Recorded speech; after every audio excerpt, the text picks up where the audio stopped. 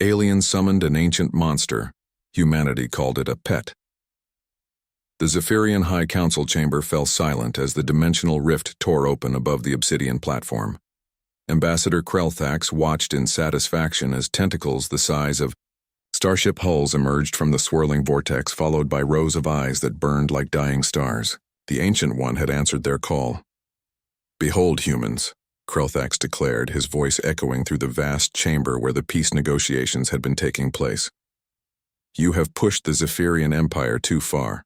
This creature has slumbered between dimensions for eons, waiting to devour civilizations that dare oppose us."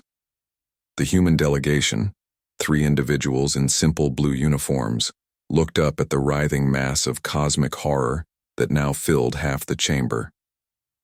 Captain Sarah Chen, the lead negotiator, tilted her head slightly and pulled out what appeared to be a small recording device.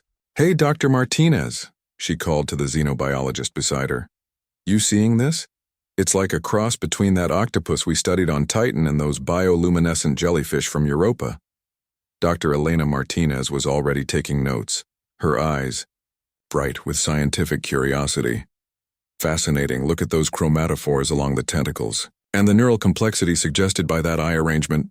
This is incredible biodiversity." The third human, Lieutenant Commander Jackson, was busy with his tablet. "I'm getting readings of massive bioelectric fields. This thing could probably power a small city if we could figure out how to harness it safely." Krelthax's 4 eyes blinked in confusion. The Ancient One's mental roar of hunger and rage should have reduced these creatures to gibbering madness by now. Instead, they seemed to be studying it. "You don't understand," Krelthax hissed. "This is the devourer of worlds, the nightmare between stars.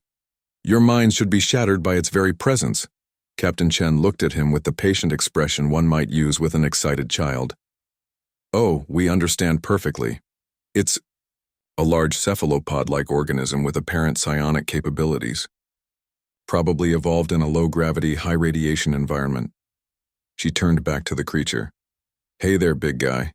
You seem stressed. Are you hungry?" The Ancient One's tentacles writhed more violently, and several smaller Zephyrian officials fled the chamber in terror.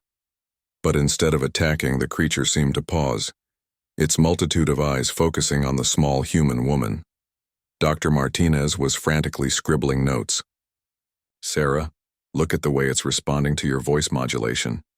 I think it might be more intelligent than the Zephyrians assumed, maybe even sapient." "Of course it's sapient," Captain Chen said, addressing the creature directly now.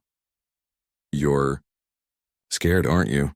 Dragged from your home dimension by these guys without your consent, that's got to be traumatic." The Ancient One's mental voice, which had been broadcasting raw hunger and rage, suddenly shifted to something that almost sounded like confusion.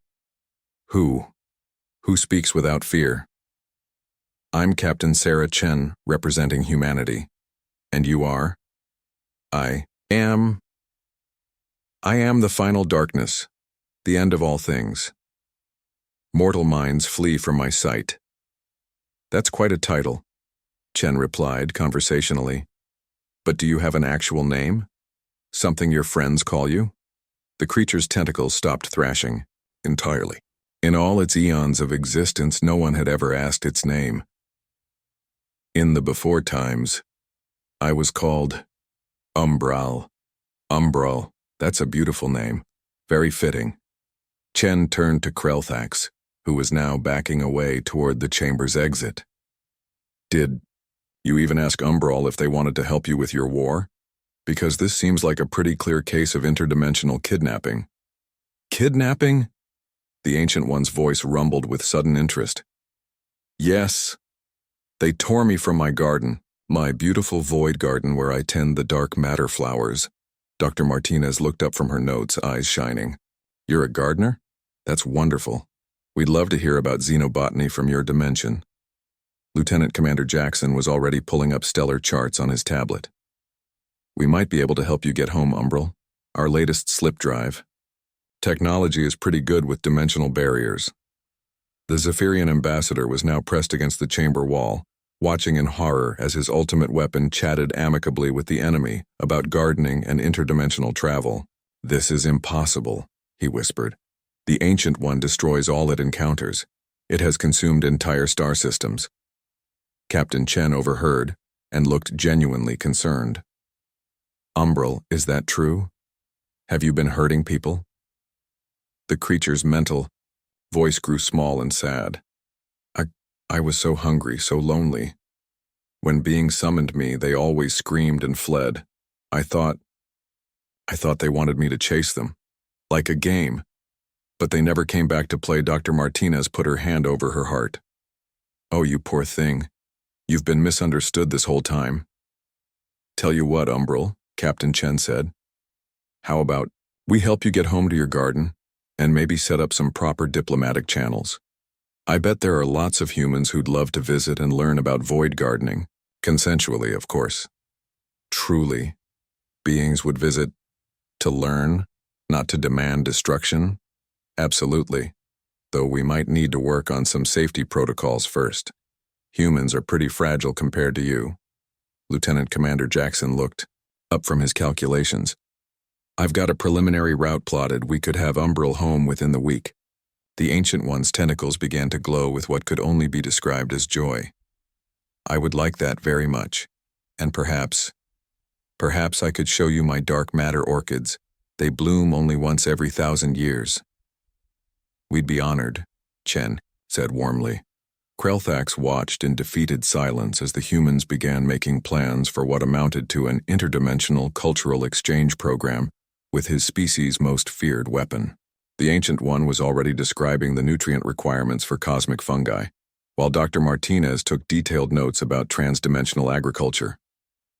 As the rift began to close and Umbral prepared to return home, escorted by a human science vessel, the creature turned its massive gaze toward the Zephyrian delegation one last time. "Krelthax of the Zephyrians," it rumbled, and the ambassador cringed. "The humans have taught me something important. Before demanding help, one should ask politely.